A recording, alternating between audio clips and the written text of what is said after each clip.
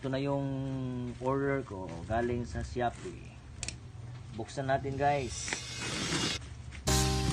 Lagi kang naghihinala, sabi ko hindi na tama. Yun pala ikaw yung may ginagawa. Kala mo hindi ko malalaman, ang sikreto lalabas pagkatagalan. Kaso mali yung kinukwento mo at nalaman ko na. Kasi kinakalat mo na ako yung nagtotoo. Tama ba yan?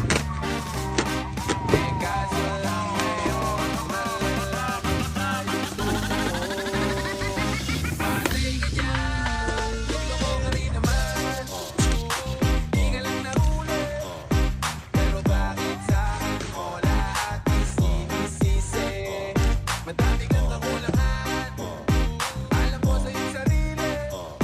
Di mo kasalanan kung hindi ka nanatili. Kaya wag mo akong isisi ako.